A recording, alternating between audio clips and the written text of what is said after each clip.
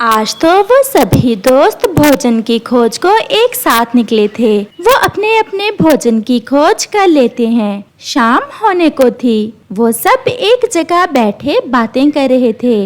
जब हम सब ऐसे साथ साथ होते हैं तो मुझे बहुत अच्छा लगता है। मैं जब भी अपने दोस्तों से मिलती हूँ तो सब दुख भूल जाती हूँ।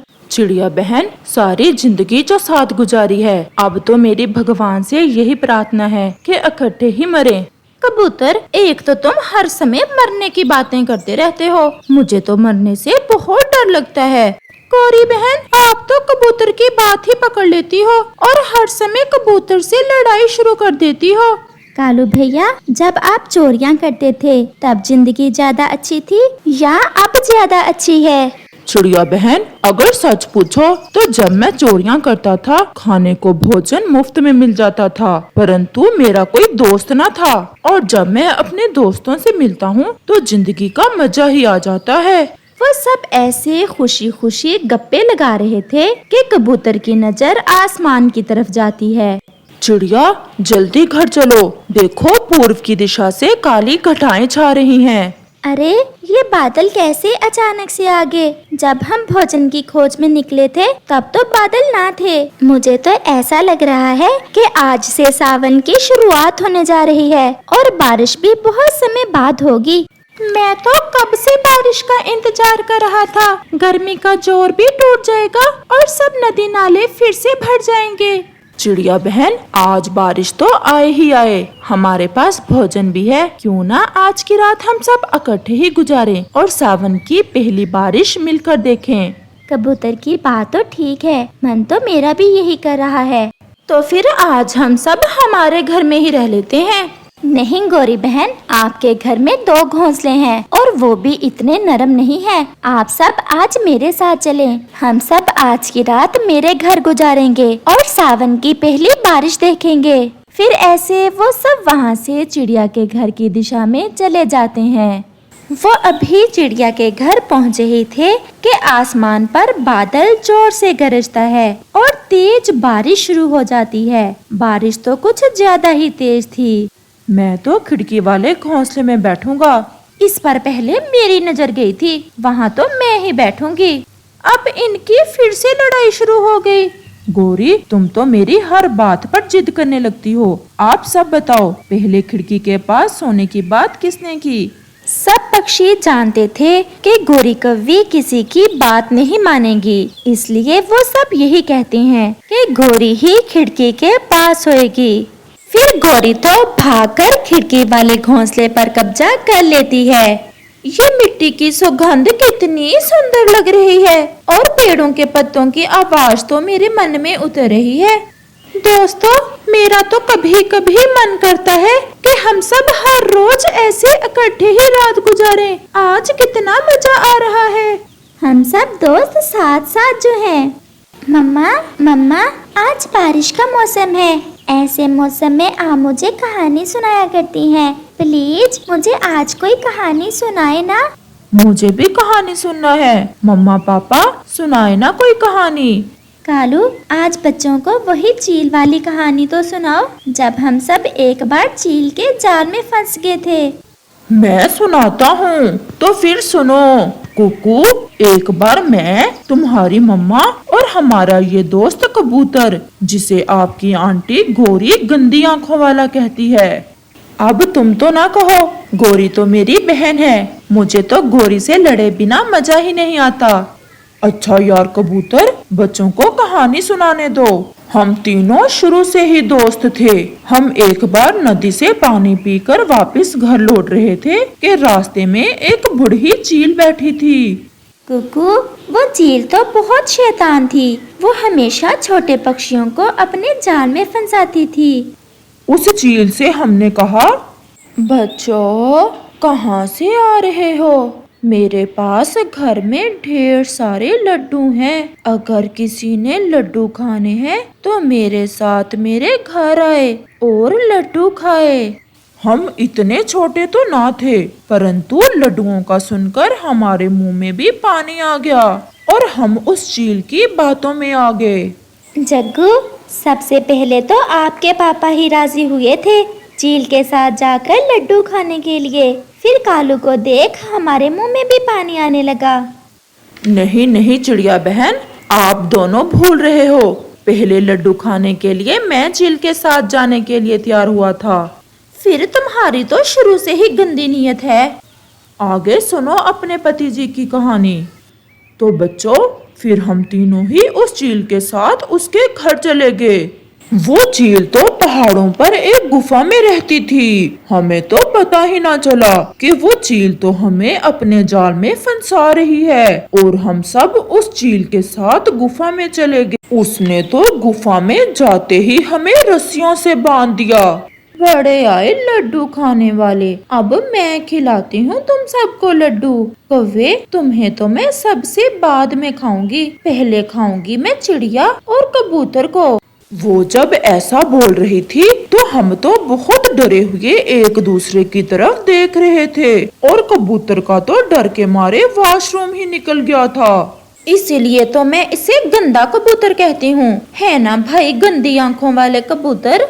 परंतु कबूतर खामोश ही रहता है। मेरी बात तो सुनो। कुकू और जग्गू, उस चील के मन में न जाने क्या आता है, और वो कहती है शिकार ज्यादा है और मैं अकेली हूँ, मुझे अकेली से तो ये खाया नहीं जाएगा। मैं क्यों ना आज अपनी बहन जी को ही बुला लाऊं, और फिर मिलकर खाएंगी दोनों बहनें इन पक्षियों को, और बहन जी भी खुश हो जाएंगी। ऐसा कहते हुए चील बाहर से गुफा का दरवाजा बंद करके अपनी बहन को बुलाने चली जाती है। कालू, अब क्या होगा? अब तो हम मारे जाएंगे। कुकू, तुम्हारी मम्मा ने मुझसे ऐसे कहा। मैंने भी पूरा जोर लगाकर अपनी रस्सी खोल ही ली, और फिर तुम्हारी मम्मा और कबूतर को आजाद किया। जब मैं दरवाजे के पास गया तो दरवाजा तो बाहर से बंद था। फिर तो हम सब बहुत डर गए। फिर मेरी ही नजर गई थी ऊपर के रोशनदान पर। हाँ, फिर कबूतर ने हमें ऊपर एक रोशनदान के बारे में बताया। वो रोशनदान बहुत छोटा सा था। जब मैंने उसमें से बाहर जाने की कोशिश की तो मैं ना कर पाया। फिर कुकू, तुम्हारी मम्मा बहुत मुश्किल से उस रोशनदान में से बाहर निकल गई। हम बहुत डरे हुए थे क्योंकि चील किसी भी समय वापस आ सकती थी। बच्चों, वो चील तो बाहर से दरवाजे की कुंडी लगा कर गई थी। मैंने बड़ी मुश्किल से वो कुंडी खोली। और फिर कुकू, जैसे ही तुम्हारी मम्मा ने दरवाजा खोला हम सब तो वहाँ से भाग गए। हमारी सांस फूल रही थी। तो क्या अंकल, वो चील आप सबके पीछे नहीं आई? इस बात का तो हमें पता नहीं, क्योंकि हमने तो पीछे मुड़कर देखा ही नहीं। हम तो भागते ही चले गए, और फिर ऐसे हम सब उस चील से बचकर अपने अपने घरों को पहुंच गए। मम्मा, जब आप छोटी थी तो आपकी मम्मा भी आपको ऐसे बारिश के मौसम में कहानी सुनाया करती थी। क्यों नहीं बेटा, कहानी सुनने का शौक तो हर बच्चे को होता है, और हमें भी था। दोस्तों, एक बात कहूँ, परंतु मुझे आप सबसे डर लग रहा है। बोलो बोलो गोरी बहन, डरना काहे का? मुझे तो जोरों की भूख लग गई है। मिठाई का नाम सुनकर भूख लग गई होगी। मिठाई तो मेरा भी खाने को मन कर रहा है। तो फिर चलें कबूतर चील के पास। ये सुनकर जग्गू और कुकू तो हंसने लग जाते हैं। फिर चिड़िया अपने सब दोस्तों को मिठाई देती है। बारिश की आवाज ने तो रात के समय शोर मचाया हुआ था, और साथ तेज हवा भी थी, परंतु वो सब दोस्त सुरक्षित थे, और अपनी जिंदगी की एक ना भूलने वाली रात वो सब ऐसे ही जाग कर गुजारते हैं। ये कहानी है एक चिड़िया और कौवे की। लंबे समय की बात है। दूर किसी जंगल में एक चिड़िया और कौवे के घर पास पास ही थे, और फिर एक दिन कौवा चिड़िया के पास आता है। रानो चिड़िया, मैं पहाड़ों की तरफ जा रहा हूँ, मुझे पता चला है कि वहाँ धान के पौधे हैं। मैं वहाँ से चावल लेने जा रहा हूँ। अगर तुमने मेरे साथ जाना है तो आ जाओ, हम इकट्ठे ही चले जाते हैं। कभी नहीं कव्वे भैया, मैं तो पहाड़ों की तरफ कभी भी नहीं जाऊंगी। वहाँ एक बहुत जालिम चील रहती है, सुना है वो हर पक्षी का पंख तोड़ देती है। चिड़िया, अगर जाना है तो आ जाओ, अगर नहीं जाना तो मैं अकेला ही चला जाता हूँ। आप जाएं, मैं नहीं जाऊंगी। और फिर कालू कौवा अकेला ही वहाँ से पहाड़ों की तरफ चला जाता है।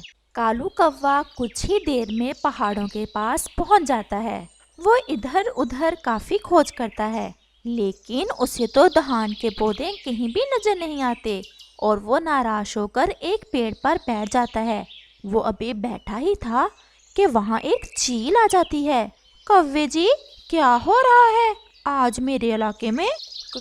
कुछ नहीं चील जी, सुना था यहाँ कुछ धान के पौधे हैं, बस वहाँ से थोड़े चावल खाने आया था।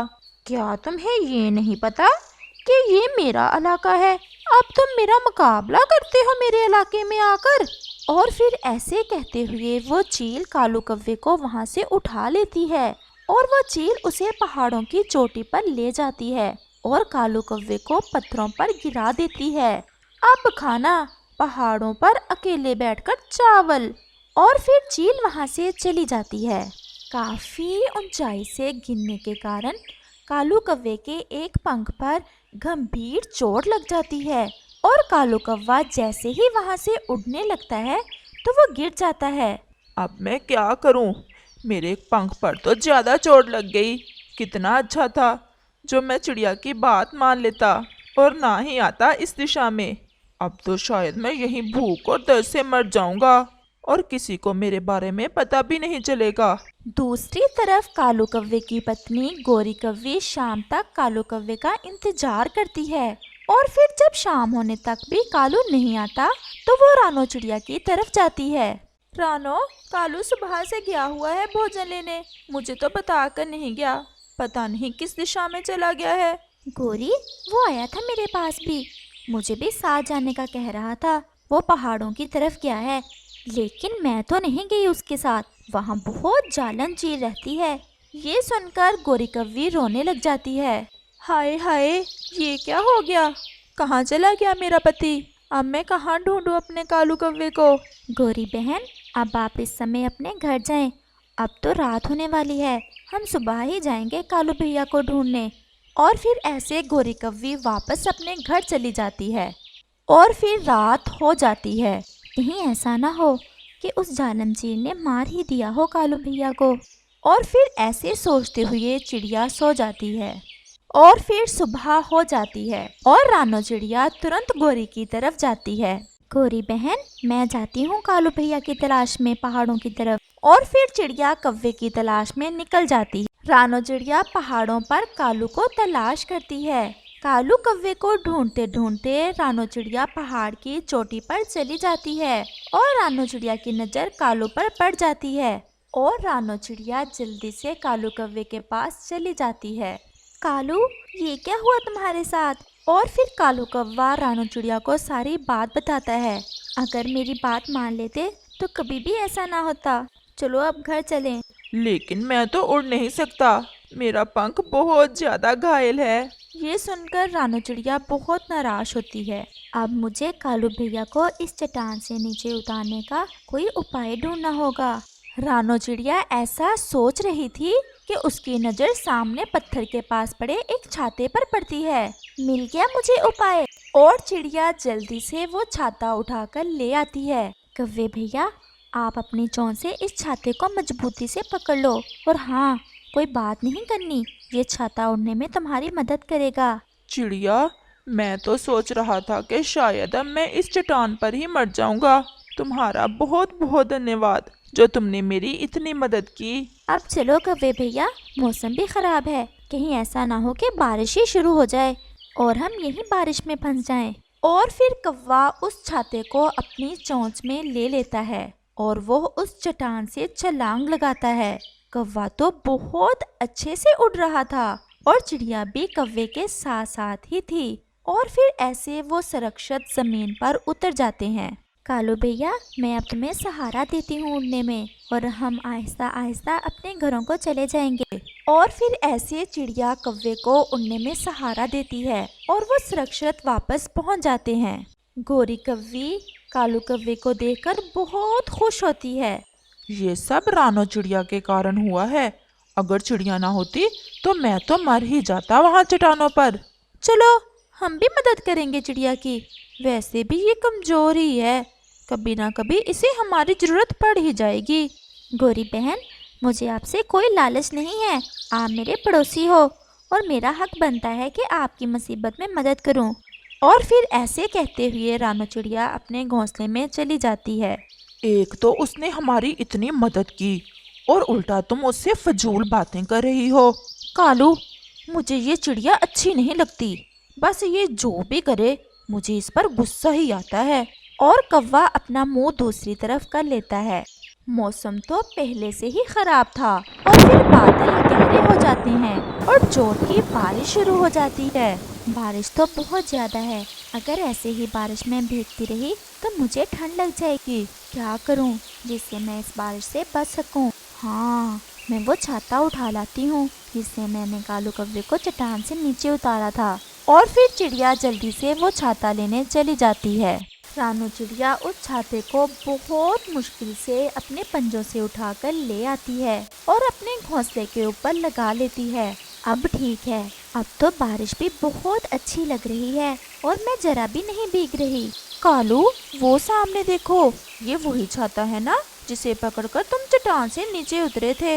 हाँ गोरी, ये वही छाता है। फिर तो ये हमारा ही है। ये चिड़िया के पास क्यों है? ये चिड़िया ने ही ढूंढा था। तुम अपनी चोंच बंद रखो।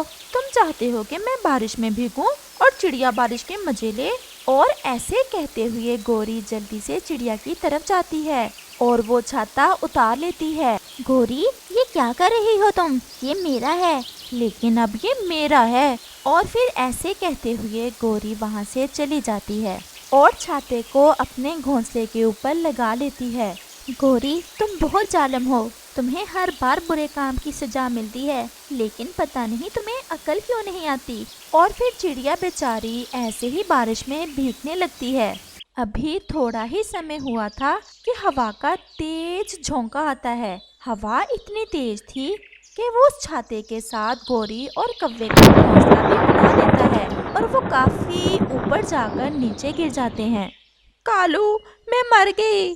तुम मर ही जाओ तो अच्छा है। तुम्हारे हर गलत काम की सजा मुझे बराबर भुगतना पड़ती है। हाय कालू, मेरा भी पंख नहीं हिल रहा। और रानो चिड़िया गोरी को ऐसा कहते सुनकर बहुत हंसती है। गोरी, अब मजा आया। मैंने मान ही लिया, ये छाता तुम्हारा ही है।